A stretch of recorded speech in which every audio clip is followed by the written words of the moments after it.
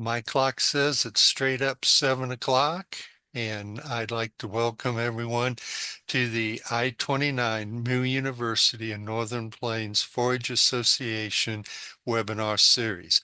It continues this evening with a variety of forage topics, including an overview of supplying water to pastured livestock, utilizing drones to manage rain and range in livestock, and the monthly Alfalfa and Hay Market Report. This webinar series is an extension of the annual Forage Field Day sponsored each summer by I-29 Moo University and the Northern Plains Forage Association and is rotated among Iowa, Minnesota, Nebraska, and South Dakota. This webinar will be archived on the I-29 Moo University website at i-29moou.com. We have three 30-minute presentations followed by a question and answer session. You can add questions in the chat box at the bottom of the window, and if the presenters don't get them answered, we'll ask them in the Q&A session. Our first presenter is Kapil Arora, Iowa State University Extension agriculture engineer, and he will share insights and current research on using pasture watering systems for livestock. Dr. Arora's expertise includes composting, water quality, and environmental regulations. Kapil received his master's and his Ph.D. from Iowa State University. As I always say, Kapil, the podium is yours. All righty, Fred. Thank you.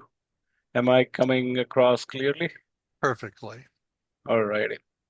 So the goal for today's presentation, and I think for any of the watering systems, is to provide adequate quantity of water as well as the quality in convenient locations. And as we look for options of water supply, we tend to look for easiest, which may be a direct access. But I think the best systems may be the pressurized systems using well or a rural water supply. So in my presentation today, I'm going to go through different things that I've seen. I've been here at Iowa State for 23 years, and some of my other area engineers have contributed to this presentation as well. So it's a brain trust of a few of us all together as we go through it.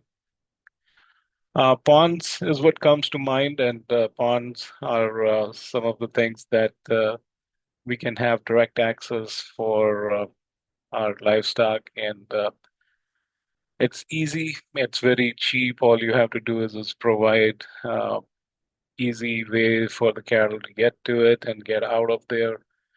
But the easier you make it, the easier they also find it to step into the water as well, which sometimes may not be the best of all worlds.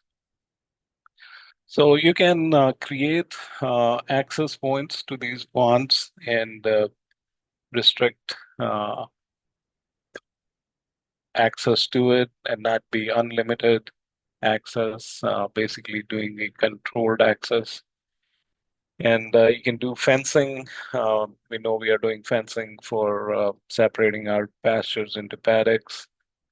So we can extend some of that fencing down in the ponds as well to make use of that free water that we have collected in the ponds. We can do that very similarly with stream crossings as well, although we need to fortify the stream crossings with rock and crushed rock to make them passable. But as we are doing it, we can actually create a little bit of damming effect there. And on the upstream end, we can actually pool water. Yes, it's going to continue to flow across, so it'll be a continuous stream, but it does provide access to water right there as well. And as we look into the fencing part of it. I know virtual fences are on the market, and that's a new terminology and new buzzword for some of the things going on. I was at a dairy pasture here 2 weeks ago, and we were looking at how the cows were actually getting water access. Where you see the producer standing in the picture towards the top right there, he's standing on the opposite side of the stream, on the other side of the bank. And the cattle, or the cows, when I got there, were actually accessing the stream point to drink water there. When I got there, they all ran up, and I had to go the other way around to actually even take some pictures uh, for the cows. Virtual fencing makes things a little bit easier as far as moving fences around, and you can choose whether you want the stream to be within the boundary of your virtual fence, or do you want that to be excluded and only certain points of the stream where you want them to have water access be included. There are few providers for virtual fences in the market, and I was talking to Fred. I think Moo University has another presenter coming up in January to talk more detail about these fence. Mark has their Vents option. No Fence is another company. Halter is a company out of New Zealand, but they are actively seeking producers here in the States to sell their system to. Gallagher has eShepherd, and these four are very well known.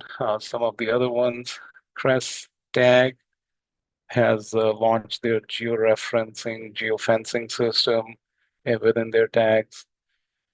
Monel is actually very new to the US. It's a company out of Norway that is doing virtual fencing, and I think they just started in the US here last week.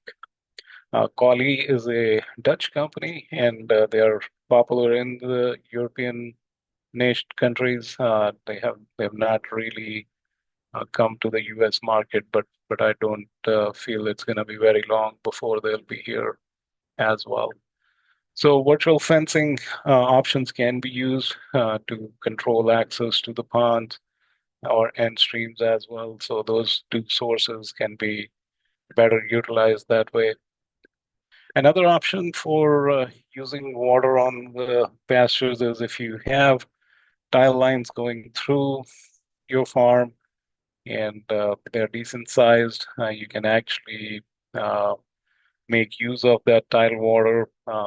The water from the surface has well filtered through the soil profile, so the quality of that water is better than the quality of what you would think coming in as surface runoff from neighboring farms where manures may may have been applied to. The way to make this thing work is that you will actually have to cut your tile line and place the water tank. The gradient has to work so that you really do not have to use any pumps or anything, but the water would flow down the uh, pipe or the tile line, fill the tank up, and then once it gets to the top, now we can actually place a inverted elbow there, and the water then turns up and goes down that tube and back down into the tile line.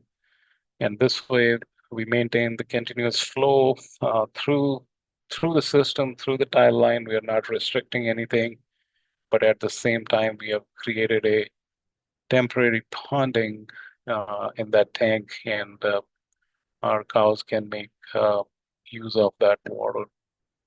Again, you got to have a flowing tile line with a decent watershed to be able to provide that water supply, and also have to have some gradient there so that you're not really having to pump. Not to say that we can't use nose pumps and other things to make that better. Once you have ponds and you don't really want to give access to the cattle to get in, you can set up gravity flow systems out of these ponds. And you can actually, as you are constructing the pond, you can decide to actually put the pipe for taking the water out of the pond to set up your watering systems down below, down gradient from this pond. So the water will actually flow by gravity, and you can actually do the distribution onto different pastures or different parts of the pasture just to make sure you have water in all those convenient locations. If the pond is already constructed and you want to use the water from the pond to the downstream pastures, you could set up a siphon over the dam. You can use about an inch and a half plastic pipe with a strainer basket and weight it down so that it stays in the water at the desired depth that you want it to sit. But once the siphon has set up, you can actually utilize the water and distribute it out. The challenge in both, whether you have a pipe through the dam or you have a pipe that is doing siphon over the top of the dam, is that you are going to need a stop-it pump at the bottom so that the water just does not flow unlimited and empties out the pond.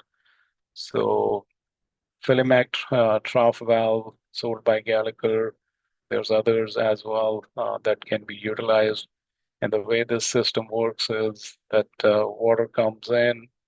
Oh, sorry, there's a plug in there that positions uh, into two different places. Right now, it's showing in the open position where the top lever is actually down. So the water would flow in and fill into the tank. And as the water level rises up, the top level will actually push up, which will force the plug to close off the uh, outlet on the valve so the water will not flow anymore. And it'll hold the water in the line. And this way you can utilize the water in the trough very easily. Now, if you are pumping uphill to pastures that are higher up, uh, you could utilize something like a ram pump and different ram pumps, different designs are available, but they are relatively cheap and you can actually push up 8 to 10 feet head, depending upon the size of the pump. And again, you can set up your distribution from that point. The cheapest ones don't provide a whole lot of flow, about a gallon per minute. And there are some YouTube videos out there on these as well. So there's information available about it. But some of the more expensive, high capacity ones can be a little bit more expensive. And I've got some prices listed in here. My prices I've gotten from different websites. The challenge I'm running into is some of these pumps and other equipments manufactured overseas. So the prices may not be exactly the same because of the tariffs and other things. So I would say you got to do some homework there to find what the exact prices might be. As I mentioned earlier, we can utilize nose pumps. Frost Free is a brand, and their nose pump kit alone is about 1,700 Canadian dollars. But here we are actually making use of the animal power where we can train. And yes, there is a training period here as well. Train our cows to come up and push the pump, which creates the suction and can bring water up to them. I understand 10 to 20 cows per pump can be easily fed water from it. And the lift, depending on the brand, is up to about 20 feet of lift, which is pretty good as far as that pump is concerned.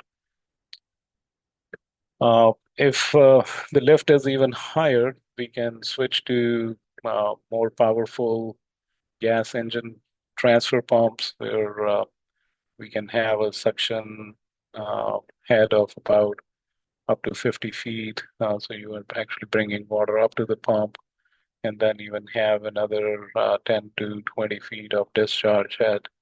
So these pumps can do more work, but again, it's a pump that you need to fuel and keep running that way. If you don't really like gasoline pumps, you can do some solar water pumping where you can set up solar panels and again put in a floating pump on top of the pond and it can pump water to the water troughs. But do understand that the capacity on some of these pumps is not as big as a gas powered pump. If you are wanting bigger capacities, you may end up putting up quite a few solar pumps as well. Lorenz is another panel system. They sell the whole setup together. It has solar panels, pump, and the controller all together, and it's it's a pretty good system. Submerged pump you can put into the pond, and it'll actually pump up to about 3,000 gallons per day. Can handle pretty good lift as well. If you don't like solar, another option would be using electric pump, but the electricity being produced from wind. So you can look into putting up a wind turbine, which can be pretty expensive. Uh, some of the folks have tried to do net metering, which is when the wind's blowing hard, you actually have oversized your wind turbine to produce more power. And depending upon which electric company you are working with, you could actually put power back onto the grid when you are not utilizing it, and thereby banking credits. And then when there is no wind and the wind turbine's not running, you are actually drawing power from the grid, but it goes against the bank you have built up with the power company. I think Alliant Energy does it that way. I'm not fully sure about how some of the other power cooperatives might be doing it. If you have old wind turbine infrastructure still in place, we could look into some pumps that are hand pumps, but those would be low capacity pumps. You can actually attach some of those arms and levers to make the hand pump work just off of the wind power there. Next question then becomes is once you have water figured out, water tanks, where they are located and how the water gets distributed, uh, putting them in corners where the fences for different paddocks come together has been one of the ways people have used it. Again, we are trying to keep 800 feet or shorter distances. So you can see the lines running here. It's distributed amongst two paddocks, and then the line continues on farther up and is using it that way. Uh, Steel tanks have been used. I've seen farmers buy large rubber tires as well. These are pretty large diameter tires, and they can serve into two separate paddocks. The question will come up if you start utilizing virtual fencing, uh, how these tanks, whether they are metal tanks or rubber tire tanks, how will they be set up? Because virtual fences have buffers. As the animal approaches that fence, it starts producing a sound, and the animal then finally gets shocked when they trespass the actual boundary line. So the, these tanks will have to be set up ahead of the buffer so that the animals utilizing virtual fencing can be properly trained and they don't get confused all the time as they are approaching watering facilities. Uh, our animals are pretty resilient. I think if the water's not frozen, it's got just some ice on it. Winter option wise, yes, the water is cold, but they can still get to it and uh, and make use of it. And I think in the states that we are discussing all this, this is a harsh reality, but again, very much doable.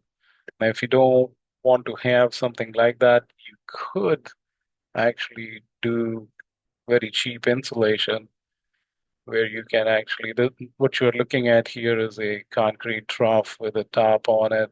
And the producer actually came around and pushed dirt all around on three sides and on the back side of it, pushed up almost 3 to 5 feet of dirt, thereby creating natural insulation barrier around that water trough.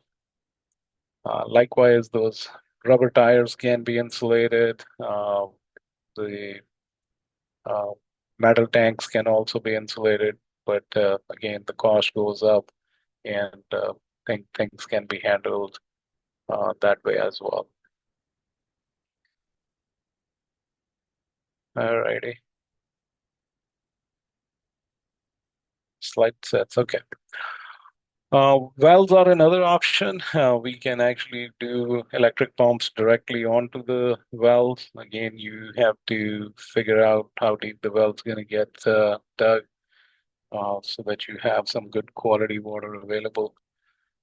Pumping costs for up to 50 feet with 10 cents electricity. If I do that math, it's about 5 cents, less than actually 5 cents per cow per month.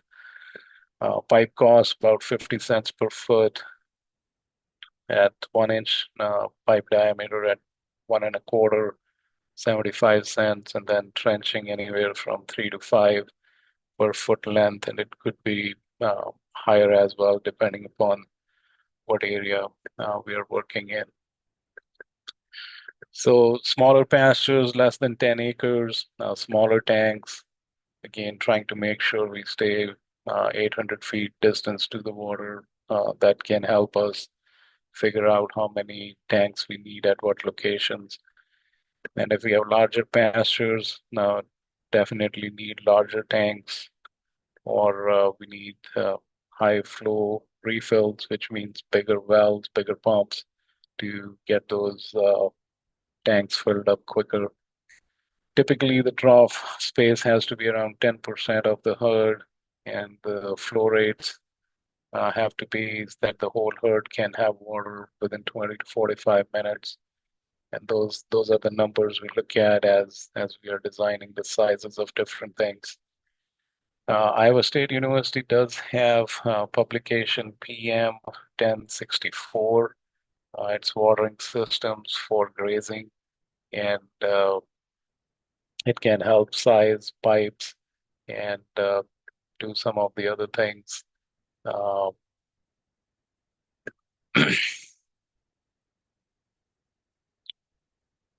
so, couple plugs I want to put in here for water quality standpoint. I understand our animals are pretty resilient and they can handle things better than what humans can. But even then, just want to put out a flag there. We need to look into the water quality at least annually and verify that that water quality holds out, especially for ponds, streams, and even tile lines and wells. The question there is if the ponds are getting surface water from manure applied fields, that can become a question. Tile lines, if they have surface intakes attached in with the tile lines, and then if the well casings are getting old and there's probability of coliforms or nitrates or bacteria to get into it, that can be a potential source for questioning.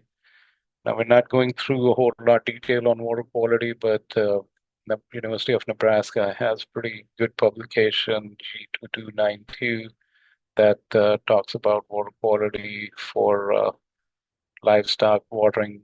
So I refer folks to actually look into that publication. Another one I want to point out is our water supply needs to be resilient. In the past few years, I have seen drought years and I've seen years with very low rainfall. And in those situations, I've seen ponds dry up, streams not flowing, tile lines even not flowing at all. And some of the wells have reduced discharge or reduced yields. So as we are building new or we are evaluating how the system is running on our farms uh, for for the pastures, you just need to think about building capacity or have a backup plan in case our water supply itself dwindles or becomes unavailable. I know even rural water supply folks were talking about that they may have to cut back water supply to the livestock farm, even just for the confinement buildings as well. So, summary for watering systems, we can have direct access. Uncontrolled is very cheap, easy to do. Controlled access with fencing, depending upon what kind of fencing you want or virtual fencing, costs vary. Um, Definitely can provide a well, need a pump. And if you don't have AC power at the well, this thing can be a little bit expensive because you'll have to run AC power line out there.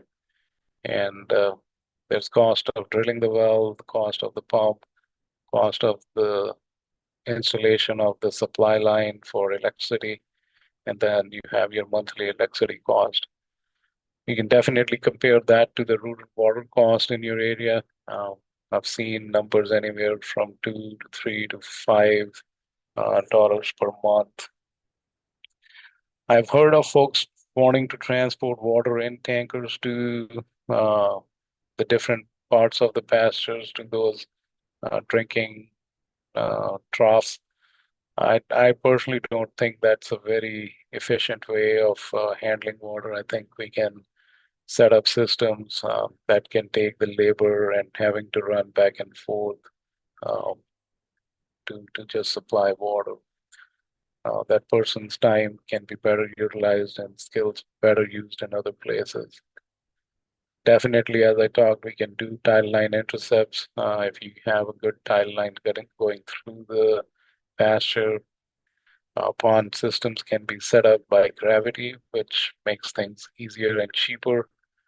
But if we are pumping uphill, we can utilize power from different sources and different ways of doing it. So that's my quick run through pasture watering options. I've not gone through a whole lot detail, just given the time we had here, and wanting to hand it back to Fred to see if we can answer any questions right now or if we want to wait till the end. Thank you very much, Kapil. You shared a lot of good information. And as you said, we were looking for bullet points. And your contact information is there on the slide. If people do have questions, they can email you or call you and get much more in depth, I'm assuming. Yes, definitely yes. And I'm going to stick around here uh, uh, till the end so we can take questions towards the end. Very good. I know you are right on the time, so I had practiced my slides, so I'm Very gonna good. yield it back to you. Very good. We appreciate it. We have had some questions come in, so at the end of the presentations, we'll have some questions to go with. Dr. Shane, if you want to go ahead and unmute and put your slide deck up, I'll start the introductions there. Our next presenter is Dr. Tracy Shane. She serves as a University of Nevada, Reno Extension State Livestock Specialist and will present Drones on the Range. forage, crop, and pasture data to inform land management decisions. During this presentation, attendees will learn about how drones can be deployed to capture information about grazing lands or forage crops and turn that information into products useful for farmers, ranchers, and land managers. Dr. Shane has over 25 years of combined experience as a rangeland management specialist and university lecturer in animal and rangeland services. She holds a Bachelor of Science degree in animal science and a Master of Science degree in natural resources and environmental science. Her Ph.D. work involved remote sensing of targeted livestock grazing treatments. She's been an FAA licensed drone pilot for over 5 years and has trained 3 additional drone pilots during this time. She combines her years of experience working across Great Basin rangelands with satellite and drone-based remote sensing applications to provide actionable products for farmers and ranchers. Dr. Dr. Hall, can you hear me okay? Perfect. Thank you. You muted my video, so I can't turn my video on. Oh, I'm sorry. There we go. How about if we can see you on the screen?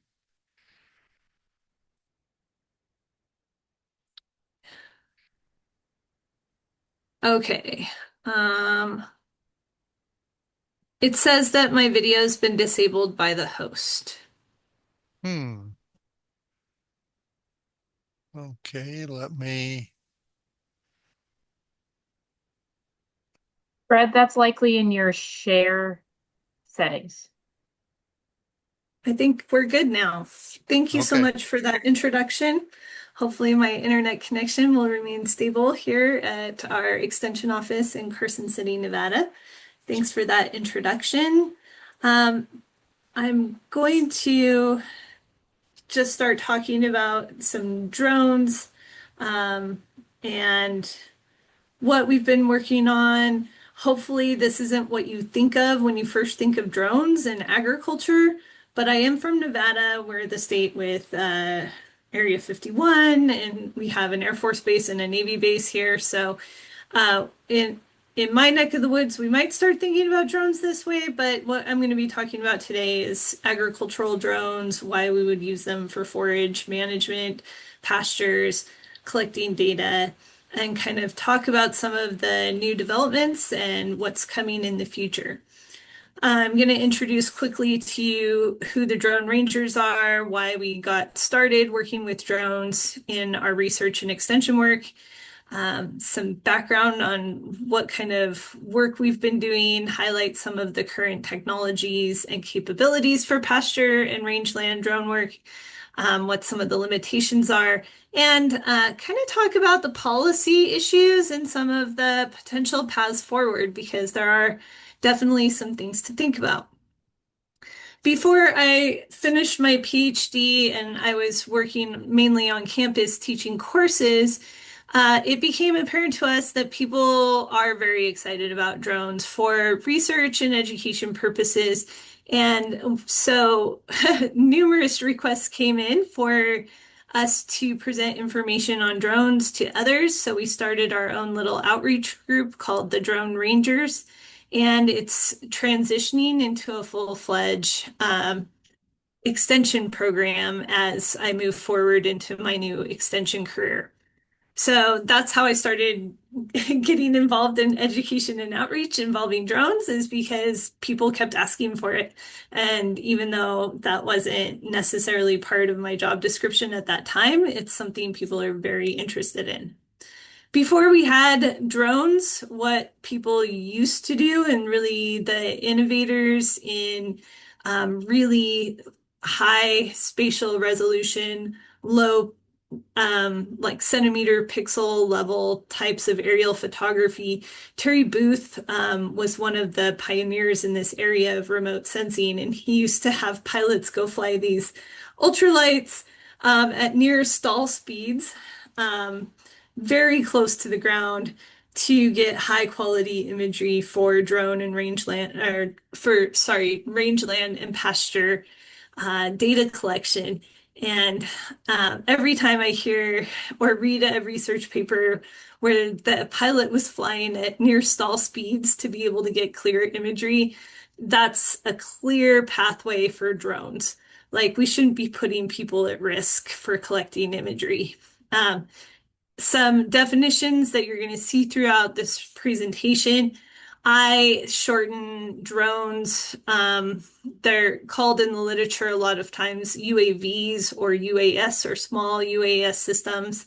They're unmanned or uncrewed aerial vehicles, or often they're an aerial system. It takes a remote, it takes sometimes connection to the to a GPS unit, to some kind of RTK unit, possibly as well.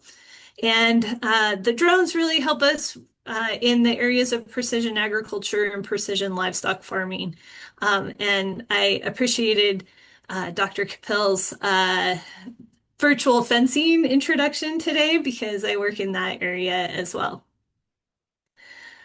So drone research has, in terms of rangeland and pasture management or forage management, has really only taken off since about 2018 in the research and literature. So we saw a peak number of articles according to this systematic review in 2022 published in this area. It's kind of exponentially grown since 2015 to 2025 or so. The number of papers getting published, this was a publication count every 2 years. And you can see that China is the leader in research in this area of forage and pasture management and drone agricultural research, being that they manufacture so many drones. But the US, India, Spain, several other countries have really adopted and jumped onto the drone bandwagon, should we say. So next, I'm going to kind of talk about some of the things our research teams have been working on with drones. This is one of my former colleagues. He still is in the drone industry. He's doing a sorghum and millet study here using an M600 DJI drone and an Altum, MicaSense Altum thermal camera and multispectral camera to study and phenotype these crops at our research station. So we can use them for crop and forage phenotyping. We can use the sensors that we mount on drones to pick up the spectral signatures of different species across our fields. I work in a lot of rangelands here in Nevada, and we have a lot of different species on our landscape, and each species has its own spectral signature, and that's what I'm trying to show you here. So even with a multispectral drone that only has 5 different cameras for blue, green, red edge, and near infrared, we can start picking out these different signals. We can also use drones to get structure of the plants. There, we can get estimates of their height above ground level if we fly the drone paths close enough. And we do that through what's called spectrophotometry. And so in addition to spectral signatures, we can also get height signatures, and that can help us differentiate plants across the environment. It's very hard to just translate these different spectral signatures that we see on this screen into something usable. So I use machine learning platforms like Random Forest, XGBoost, things like that to use a machine learning optimizer to separate these different classifications.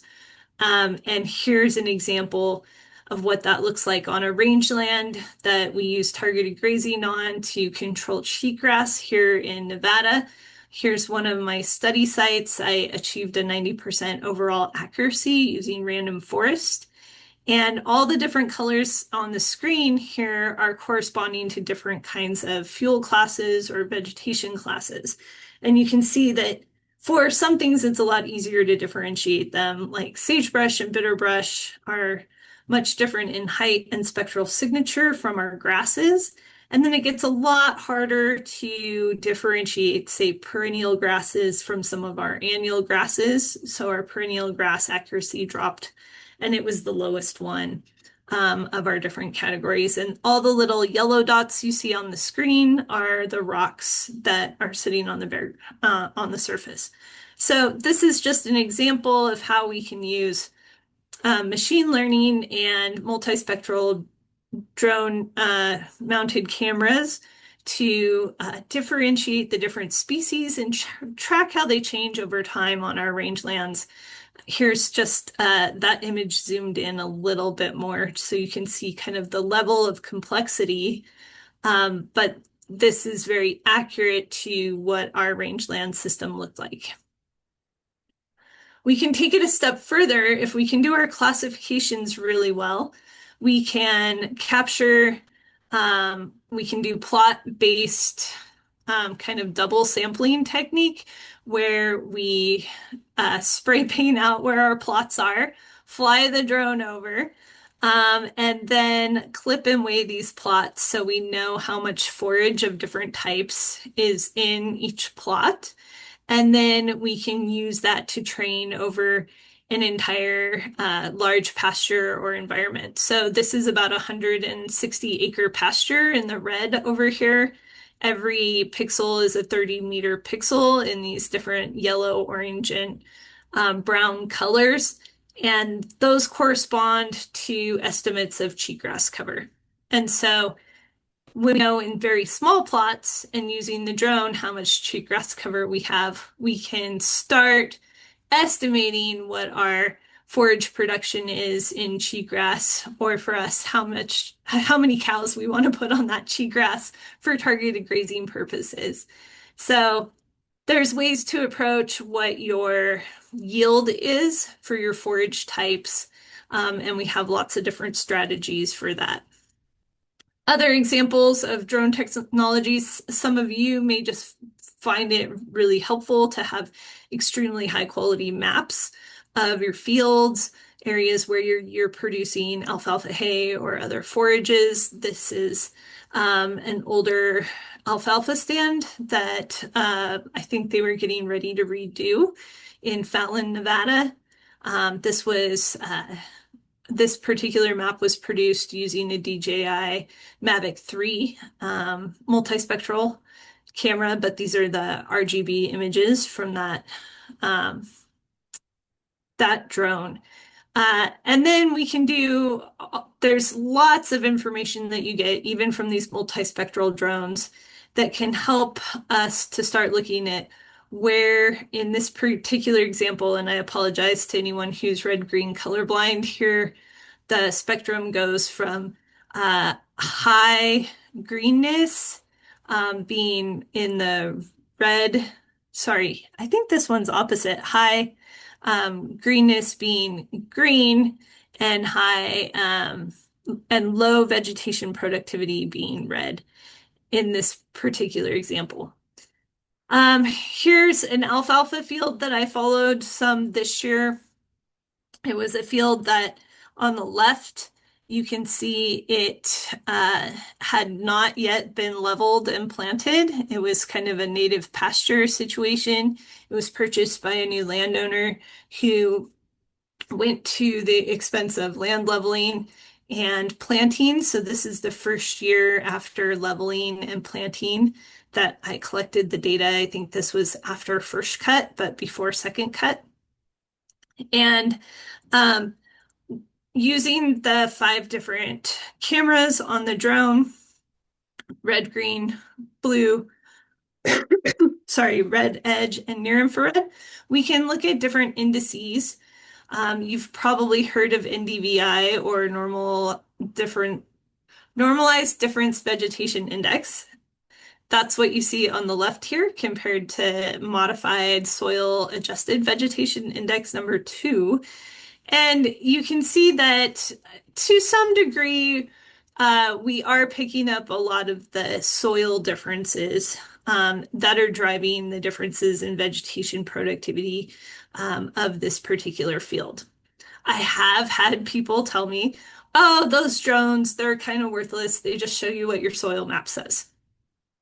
And to some extent, depending on what the products are that you're being given by the people you're working with in the drone technologies, that may be true.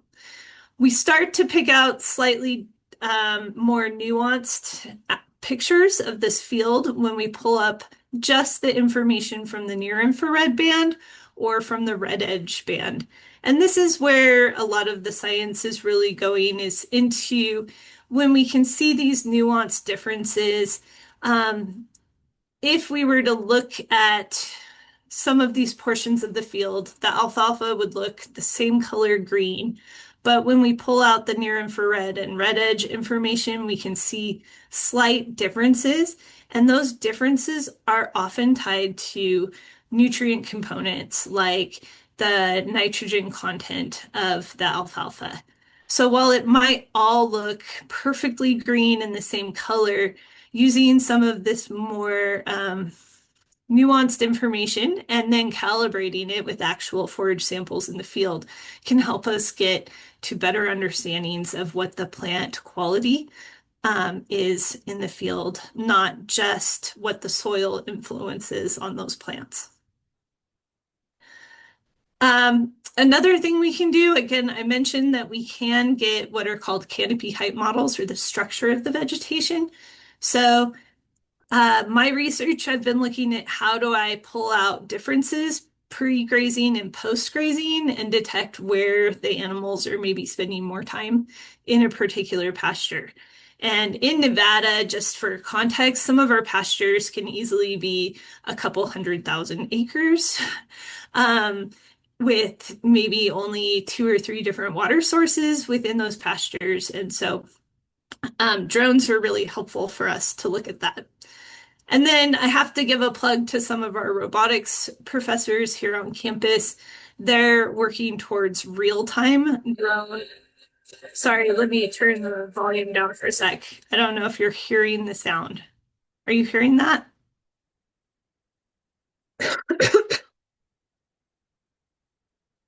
Fred, can you hear me? Yeah, I can hear you, and Okay, we're not getting a lot of the video sound.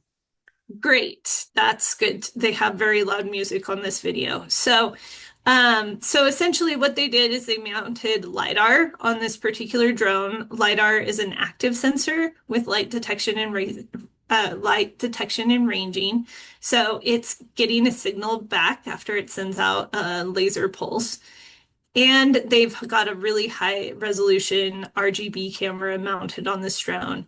And so what they're working to do, and they've gotten a couple grants to continue this work, is how to do real-time mapping in the field using both the height information and this really high resolution computer vision mapping process to in real time get you a map of every plant, it's which species it is, and essentially the productivity over time.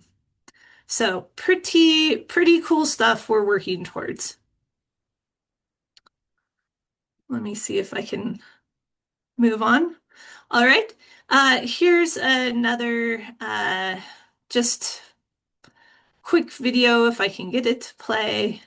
I should have tested this one. This one doesn't want to play. I apologize. This is of a spray drone. You can see it right here.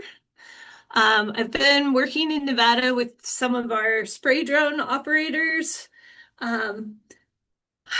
There's a lot of question from some of our forage producers as to whether or not they should move to spray drones compared to traditional crop dusting and or just ground application of whether it's fertilizer or herbicide. And it really comes down to a lot of different decision points and pricing when it comes to using spray drones. For the most part, some of the pros and why people have selected using spray drones in our area is that they have an application where maybe the accuracy of where the spray is going on, and maybe that they're not spraying the entire field, can justify using the spray drone, so that they're also using less product. It can be sometimes easier to calibrate a spray drone actually than some of our ground application systems. That you can do very precise mapping. These drones are hooked to RTK GPS units that are doing real-time correction in the field, so we can keep overspray to a minimum. The timing of the drone application is no longer timed to the soil moisture conditions and whether or not you can actually pull a spray rig across the field. So that's one of the considerations with a lot of our weed species in Nevada. We need to get the herbicide application on during a time of year when the field would be too wet to do that. So we're seeing people getting a handle on some of their weeds in a way they've never been able to do before. The prices can be as competitive as ground spray systems when the amount of application can be 6 gallons per acre of product or less. Once spray drones are having to do more than 6 gallons per acre, that cost benefit ratio starts to fall apart compared to ground or crop dusting application systems.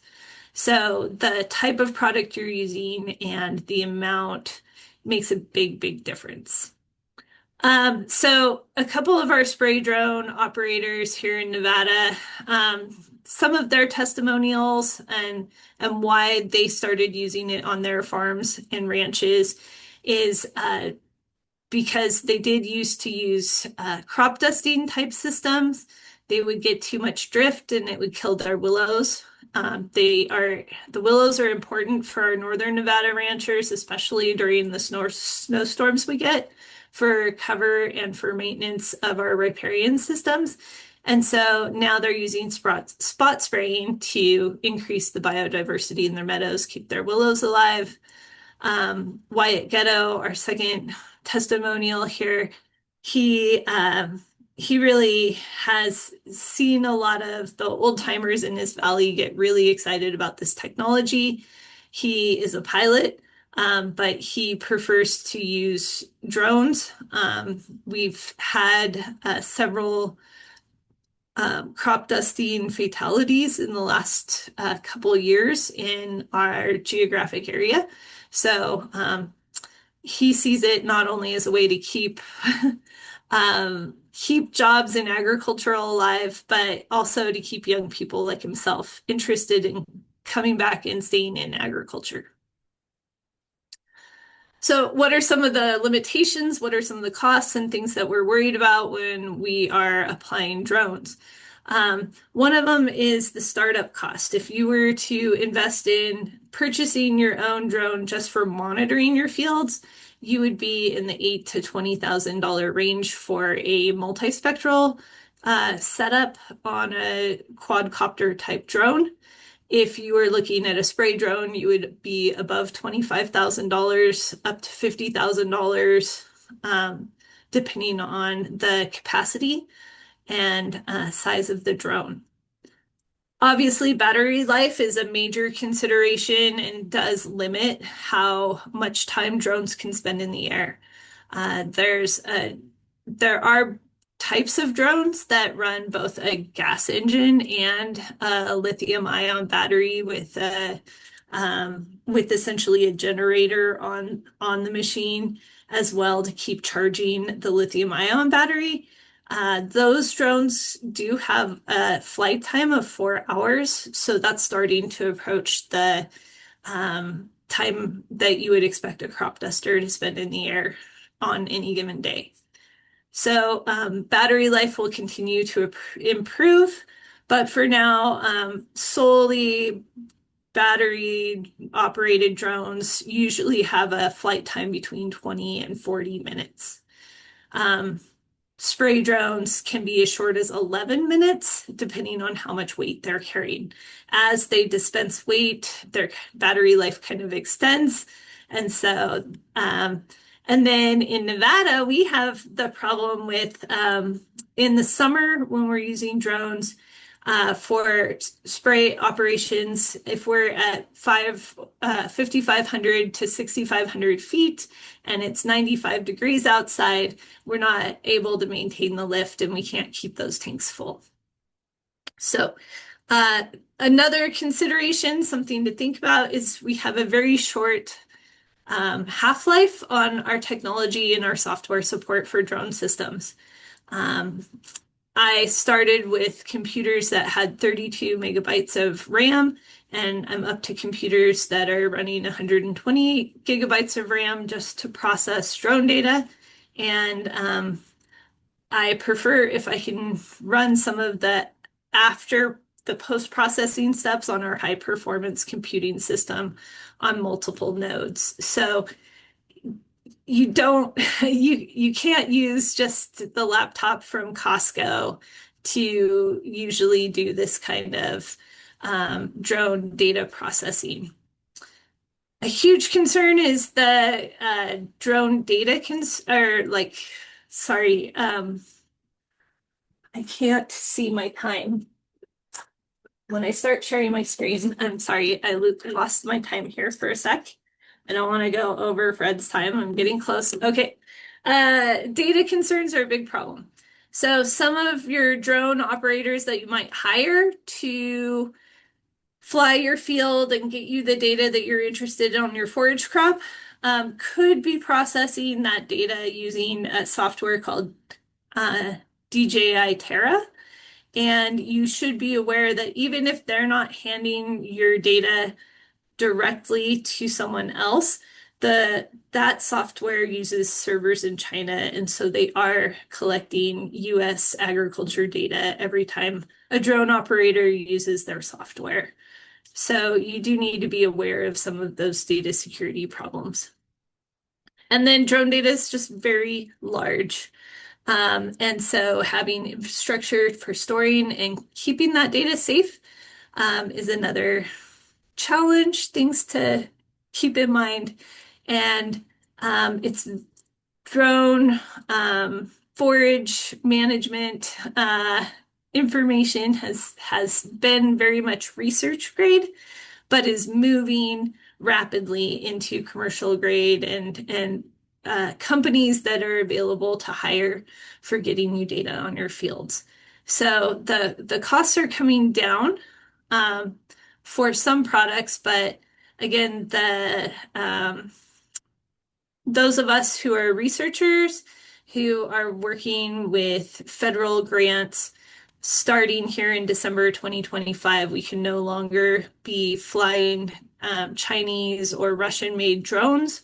And so we're actually seeing drone costs double or triple by buying USA-made drones. So a couple final points. I don't want to go way over my time, but given all of these limitations and the costs for getting into drone work, one of the paths forward that I see could be really useful to forage producers is to use either agricultural cooperatives. I think our next speaker is going to talk about being a forage association. We have forage marketing associations, hay growers associations that have the sole purpose of marketing hay across the West. And these kind of cooperatives or our conservation districts could be places where a drone pilot and a drone is purchased for that group of growers that are associated with those organizations. And then they could work hand in hand with other enterprising entrepreneurs in their valley or in their area to deploy drone technologies and keep the data safe for all of those people within those organizations.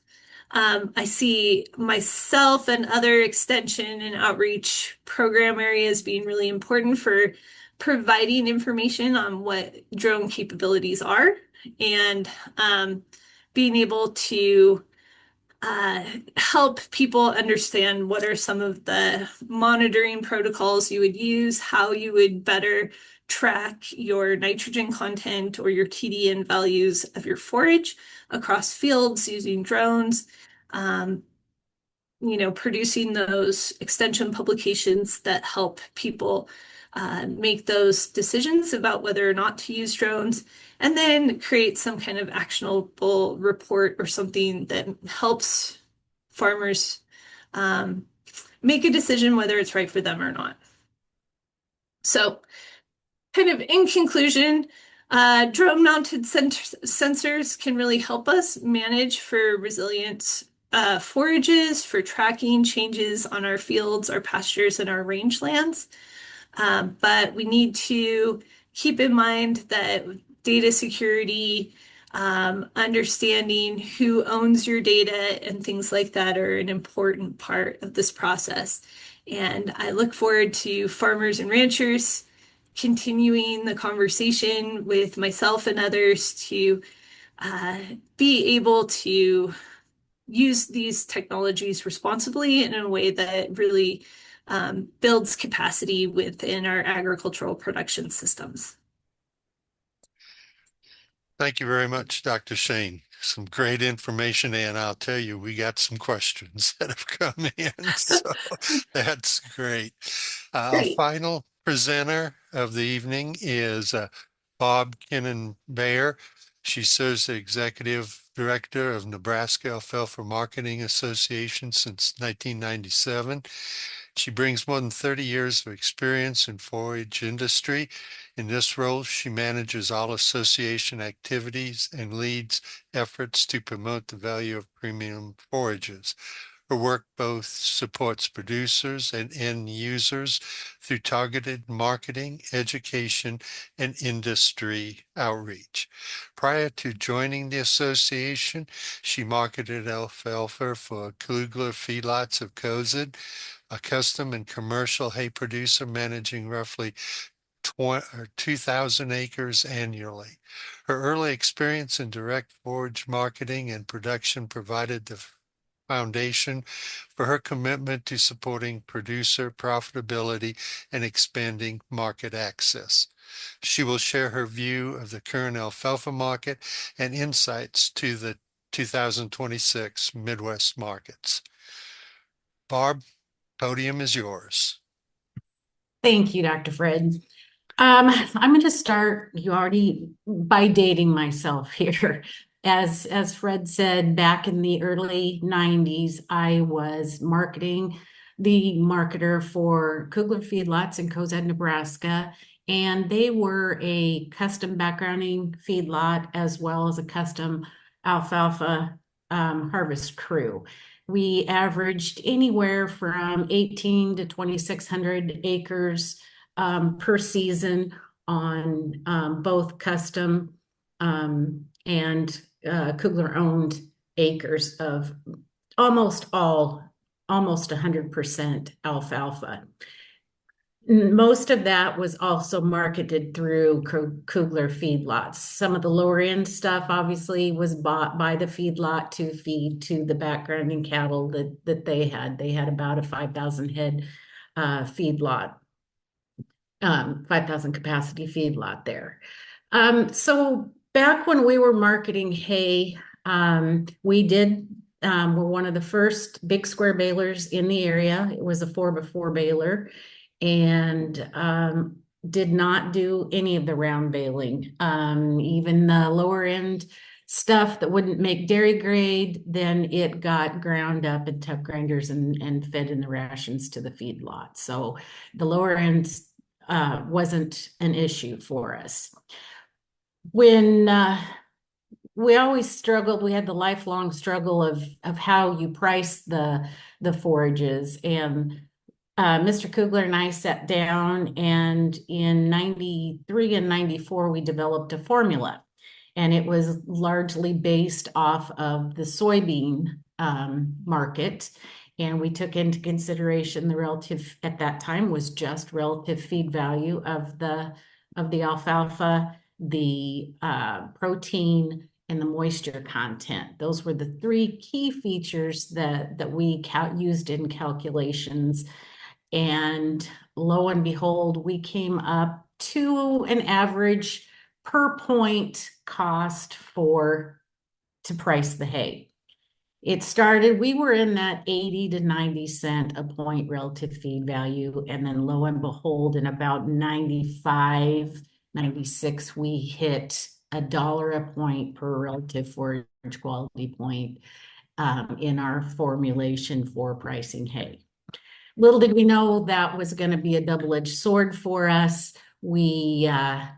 As we know, it got translated down to you just price it per relative forage quality point as your price. So if it tested 180, it was going to cost you $180, obviously with freight on top of that.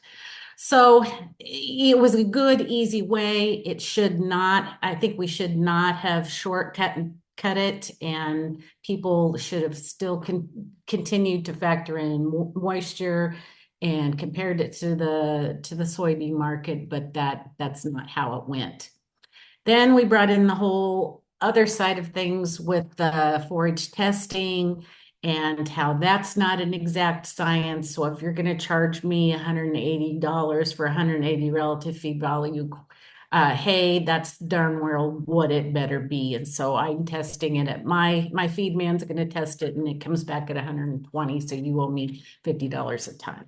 So that was the downside of that pricing method. So I hate to say it, but that's where that whole per point relative feed value point, that's where that initiated, was out here in Cozad, Nebraska. So it's still, it gives, an area to price things off. But what that also tells you is that was back in 1995. We're looking at that 30 years later, we're looking at that being the current price of hay right now. And we all know inputs are not what they were 30 years ago. So hay, unfortunately, there's a lot of factors that go into how we price this.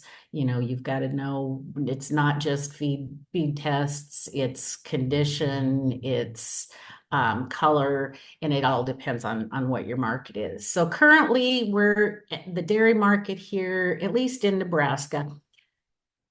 I'll tell you a little bit about how the association works as well, in case you're not familiar. We, as an association, don't buy or sell anything. What we do is we act as an information sharing network where, we will attend trade shows throughout the country. For example, first week in December, I'll be headed to Amarillo to the farm show down there. And then we just promote the association down there. They get a membership list and directed to our website, where our members have the opportunity to list their personal inventories on there. We don't do any pricing on there. That way, the end user who's looking for, a particular type of hay, he can contact that grower himself, and they can negotiate the pricing, arrange delivery, pickup, however they choose to do that. And then we do also, for our membership, we do kind of share information as far as, if a member gets burnt by somebody, doesn't get the money collected, what have you, then they can call into my office, kind of report them. And then, when another member says, hey, I got a call from this guy, has anybody had any problems with them, I can share that information if I have it. So that's kind of how we operate as an association. And then we just kind of track the market. Currently, we are seeing, since August, we are seeing a little bit more of an uptick in movement and pricing. We were seeing that, $65 to $85 range on large round bales in pretty much the eastern half of the state. And now we're seeing that slide up to about, we're about that $80 to $110 is kind of what rounds are going now on the feedlot quality type hay.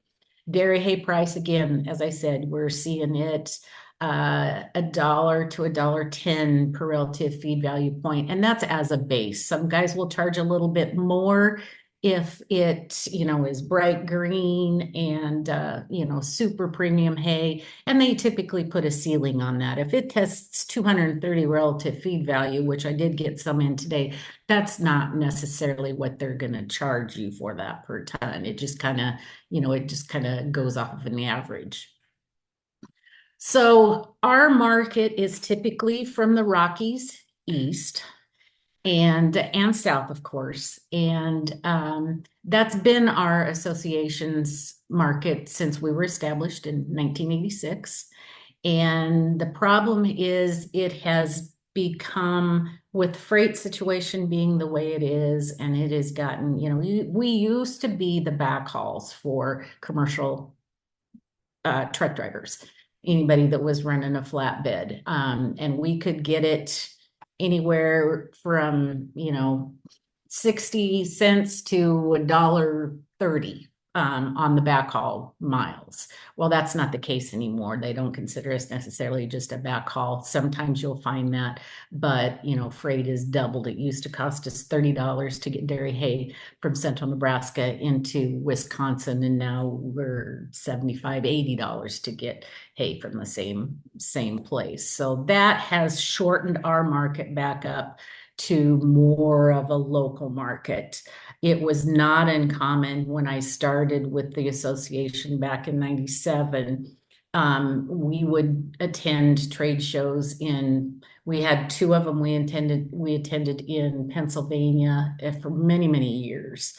We would go to trade shows in New York State, and the Amish were a huge market for us. And we would go all over, and of course the Amish word of mouth just kind of spread around. So that was a good market until the freight situation changed and where it got so costly to ship that far. We still do have some that goes that direction, but not nearly the volume that we did have. The other thing we don't have right now is the same amount of producers that we had back then as well. It seems to be that the younger generation, and that's the first thing when they take over the farm from dad, that's the first thing that they cut back on. They still may do some corners and some ends that they can send to the local feedlot, but as far as planting a bunch of hay, they're not going to do that because, a lot of them would prefer to go to the lake on the weekends and not put the time in that hay requires. And then the weather has fought us the last few years as well. Untimely rains making quality hay impossible. Yields have improved on hay over the last few years. We've had some improvements with Roundup Ready. That helped for a while. The low lignin has helped on some timing issues as well. So there are some things that have changed in the forage industry that have helped us, but largely we fall far behind in our advances because of the lack of funding and research that we don't have compared to corn and soybeans. I also am a charter board member of the National Alfalfa and Forage Alliance, and that is what we do with them is we travel to Washington, D.C. each year, and we try to fight for research funding, NIFA, all the different agencies back there, and we have been successful in getting several $1 million over the last 14 years that we didn't used to have. So it's a slow process, but nonetheless, we have made some headway. Another thing that is affected our industry is, we haven't had any carryover for several years. Now, the last couple of years, we're seeing carryover. That's also softened up the current market. We have less producers, but we're yielding a little bit better. And the dairymen, and when I mean dairymen, I don't necessarily mean that's our only market, but the high quality that is the dairy goat industry, and then the dairy industry itself. They've been able to use different micronutrients and different things to get what they consider a more consistent quality product than forages can be. However, you know, we all know when you do the studies, and the ruminant tests have all proven that, you know, nothing actually beats that good quality alfalfa in there. But you know, it comes down to nickels and dimes, and what that producer needs to make his, you know, milk profitable is what he's going to do. And you know, it may not be top quality alfalfa. He may have a substitute that he can use to get by with it. So the uh the export market has definitely affected us recently as well. Typically, when that export market it has been in full swing, that takes a lot of that hay, the majority of that hay in the Western states. It takes it out of the country, takes it out of our domestic market, and then it frees our area up into sending hay to the West, or excuse me, the East. Now that the export market is not what it was currently, that hay is coming into the domestic market. Out West, they have the capabilities of the double compression facilities, which we have none of those in the central part of the country. I think there are a couple around there, maybe one in Kansas. There's a Cuber in Kansas, I know. But I think in Pennsylvania may have something they're working on out there. So they're able to, out West, they're able to double compress that hay, put a steel band around it, load it on a rail car, and ship it into Florida from Idaho cheaper than we could load it on a semi and send it to Florida ourselves in middle Nebraska. So that does help, or does hurt us as well. So as far as where things go in 2026, who knows? This winter could tell us a lot. Predictions are kind of for a pretty rough winter from the northern half of the country. So we haven't had a real severe winter in a lot of years. So that could increase consumption, but at the same time, it could make hay hard to get to, depending on how prepared these producers are, whether it's sitting in a fence row somewhere where they have the foresight to have it in a shed and that they can keep the snow cleared from and get to it will make a big difference. So the winter, I hate to it seems like some one man's feast is another man's famine, but if we, you know, we need a winter to get some of this hay moved. If we get some of this hay moved out, don't have near the carryover that we have had the last couple of years, that will help going into 2026. If the export markets open back up and we can get some of that Western hay back out of the domestic market, again, that will help us again. There almost always is never enough top quality hay. You could do some blending and stuff to stretch it. So if you've got really good hay, you're not going to have troubles getting rid of it. It may take a little while, but what is harder to get rid of is that mid-range stuff and the lower end stuff. The feedlots, if there is a bad winter, those feedlots will consume as much of that hay that they can get. That will help them keep the cattle energy up. But then there's that mid-range that seems like that's the hardest to get rid of. It's better than feedlot quality hay, but yet it's better than, or not as good as dairy quality hay in that, you know, 140 to 160 range. But if they can't get any of the better stuff, then that could help move some of that stuff along. We're not getting a big influx of new growers. I don't think there's going to be a tremendous amount of new alfalfa acres going to be planted in 2026 from some of the seed companies I've been talking to. And again, I'm in contact with them through NAFA. they're not forecasting a large increase. It looks like we'll probably be pretty much flatlined. I don't think there's going to be a huge decrease in acres at the same time. So I think we could be on another steady trajectory here, kind of a flat line. Like I said, what will help us is if we can get some of this carryover eaten up this winter and moved out, that will help things a lot next year. Now, if we have another open winter, we carry a lot of this over, you may see a lot more acres come out of production. In a nutshell, I've taken about 20 minutes. That's really all I've got. I don't know if you've got any questions, Fred, but if you do, I'd be happy to answer.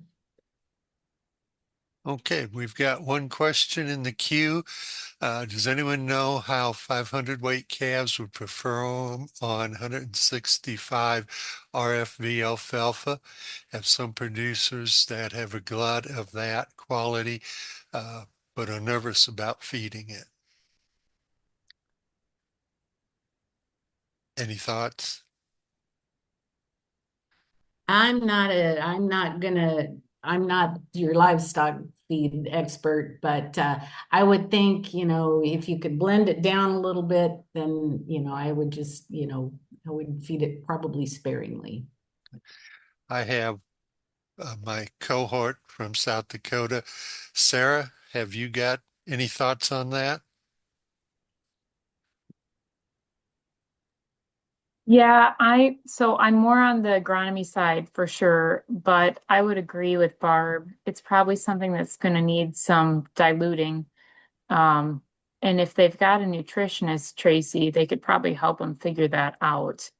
Um, again, I'm not a nutritionist, I'm a forage agronomist, but we do see that sometimes.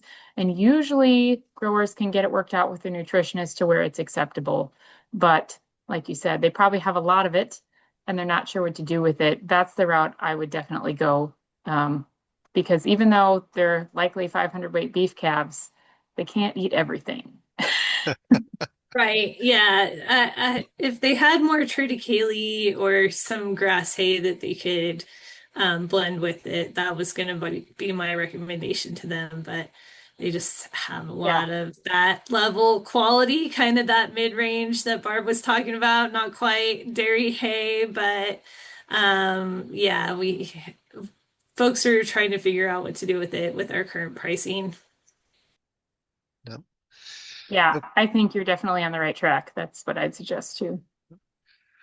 Barb, your comments about not a lot of extra acres prompted me to think, what are you seeing from farm bill potential for our forage growers? Are you seeing any reconsideration of what growing forage is? No, we're really not. What NAFA is doing currently is we have tried on the Farm Bill. But what we're hopeful is we have, and it's coming up this month. We have been working hand in hand with RMA to try to get a revenue crop insurance product designed for and developed for alfalfa. So we're kind of hopeful, and that is looking like it goes to the FICA meeting here in November. And I apologize, I don't know the date. I think it's upcoming in the next week or so. And then we should get the go ahead. It's probably delayed because of the shutdown, I'm sure.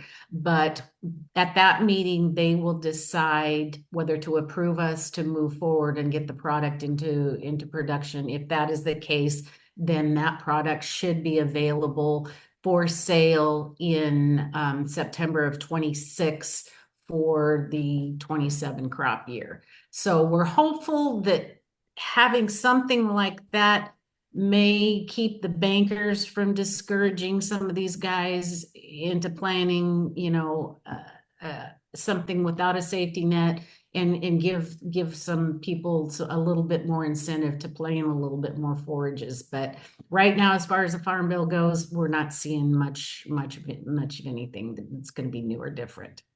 Okay. Next two questions are for Dr. Shane. Uh, are sensors for plants only useful when they're actively growing, or can they be used across the seasons? That's a really great question. So, the problem with drones and remote sensing right now is there's a lot of different sensors on the market. And what's what's available kind of ranges from a couple $100s for an RGB camera up to a hyperspectral camera that goes from the visible to the shortwave infrared, and those can cost $250,000. So, so the answer is almost anything's possible in research with a large research budget. But for on-farm applications right now, um, where I see where we're at right now and what I'm trying to put into how I describe this to people is on the research side, we're trying to really dial in which sensor information is the most important for forage producers so that we can have more cost-effective sensors built that are designed by engineers specifically for forage producers so that you're not getting and not paying for sensor material, sensor information you don't need. Does that make sense? Because an alfalfa grower may really want some of those shortwave infrared bands for detecting windrow moisture content, and they might want to fly over windrows and make a decision over baling times, or check their drying process, things like that. And so that's where I feel we're at right now in the research and development phase is trying to find what tools are most important broadly across our forage producers so that we can get sensors in the hands of everyday farmers and ranchers. Okay. Does that answer the question? Yep, I'm not sure if it does. exactly. Now, your comments about association ownership and cooperative ownership, are there tax implications for owning drones, whether you're a business or an association and offering a service to your clients? Yeah, so um yes, there always are, and definitely insurance requirements. Drone insurance is not cheap at the moment, just because so many folks do crash their drones. Um, When you got uh, all 18-year-old males driving them, eh?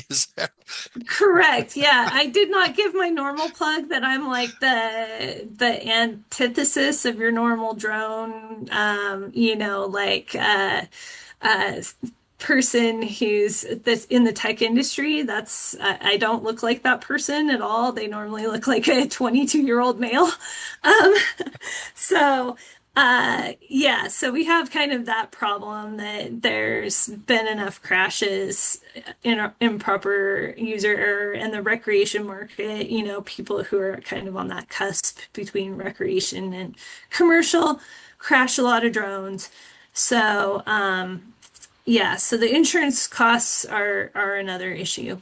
In terms of tax implications, I think when an association like a conservation district were to purchase and own a drone, I think if they had their conservation district manager trained to be the person to go out and fly it, then I think the conservation district could just charge a rental rate like they do with their other equipment.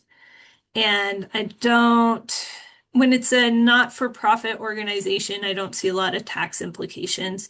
There's just that overhead cost of purchasing the drone, having the drone processing software and equipment in the office, and then the drone insurance are the main upfront costs. And because drones' lifetime is only about 5 years before they're completely obsolete, I think that makes it hard for a lot of farmers to just jump on the bandwagon and be like, yes, I can't wait to spend $50,000 on something that's worth nothing in 5 years. Okay. Very, very So good. that's why I see cooperatives being able to get into the drone tech a little more with more feasibility. Okay. Now, Kapil, you've got that look that you want to say something. I'll turn it over to you. So yeah, I just heard at a presentation yesterday, they're building a 40-gallon capacity drone. Yep. A 40 gallon capacity will, if you fill it up, will be about 230 pounds of just the liquid weight. Uh, when you add in the drone weight, it's getting to the size of a small helicopter. Yes, and a typical remote pilot's license doesn't cover flying that weight of drone capacity. So our spray drone operators have to go through additional levels of security and training to even be licensed to fly those pieces of equipment. But yeah, most spray drones can pick up an adult human. I don't try that at home, but can like pick up an adult and move them around. Many of my farm wives I've talked to about this are like, well, I can surely deliver lunch over to the tractor, right? Using the drone. Yep. So, Yeah, but let the drone carry the package, not the person. correct. Okay. Now, Kapil, Yeah. a couple questions for you. Uh, when we have solar pumps out in fields, is the limiting thing battery capacity when we have obviously no sun at night and cloudy days, or what's limiting that? So yes, if we are in, especially in the states we are talking about here, we will run into this issue where we will have cloudy days and not have enough solar capacity.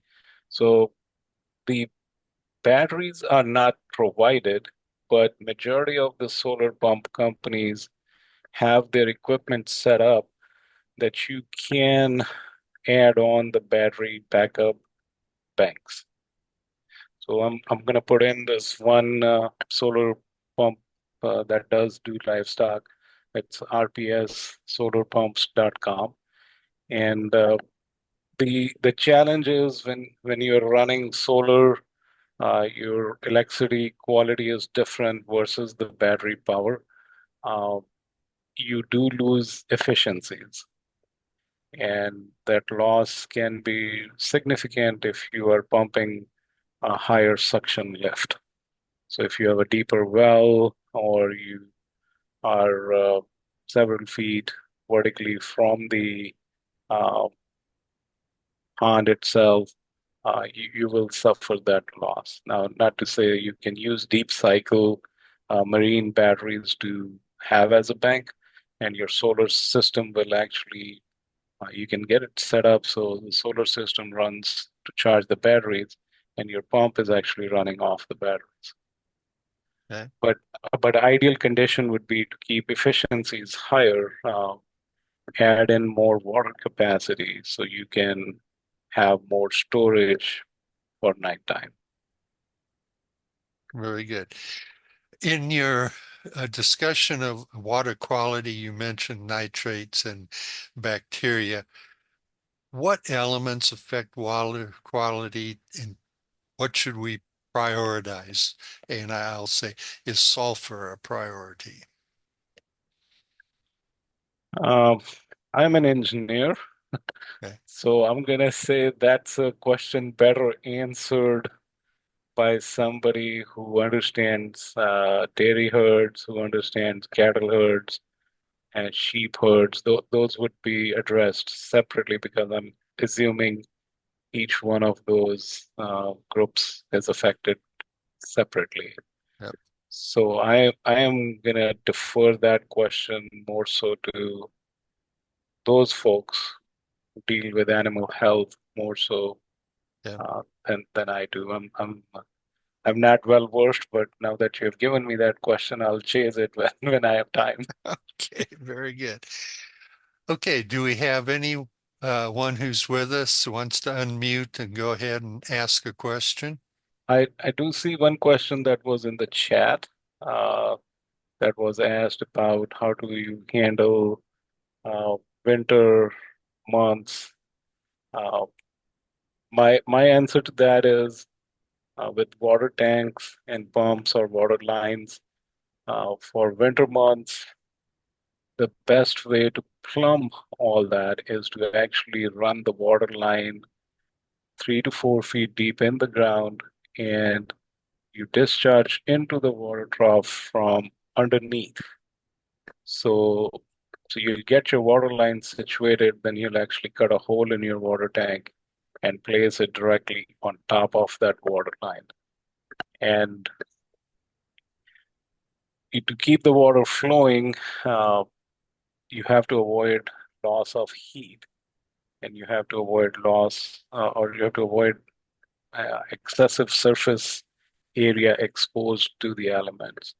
So there was one slide in my presentation towards the end where one farmer had actually basically put a lid up on top of his water trough. It was made out of concrete, and he pushed dirt all around it to create an insulation effect. And the idea there is to minimize heat loss. And if you can achieve that, then you can put in a siphon back in or an elbow back in there that the excess water enters into that elbow and goes back down another discharge pipe back to the source. And that can help uh, to stop the problem of if you're continuously pumping into the tank to keep the water flowing, you will run into the issue of overflow from those tanks. And how do you manage that overflow? Because uh, technically you cannot just keep running it. You'll create a pond and then all of a sudden you'll be all iced up around it. And that's going to be a problem for slippage and everything. So my answer to that is you create the plumbing in such a way that it's not exposed to the elements. And what I've seen done there is you basically come from vertically underneath the tank, and you're buried deep enough so that you are utilizing the geothermal heat to keep the water at about 50, 55 degrees there as it comes into the water trough, and then cycles back into another line, which is again going vertically straight down into the geothermal heat area of this earth. Basically, you're down 4 feet, and then you run that back out to your supply source. Very good. Well, thank you to our presenters for the information. And I remind everyone that the link to the evaluation is in the chat box at the bottom of the window. It takes about a week to archive the program, and I will send a link via email when it is up. Next month's program is on December 4th and will feature Denise Schwab discussing how to determine your hay supply needs. Carson Roberts outlining situations when not making hay might be the right choice for your operation. And Josh Bendorf will share his insights on the hay market. Thank you to the presenters. Appreciate you spending time with us. Thank you and enjoy the rest of your evening. Thank you, Fred. Thank you all.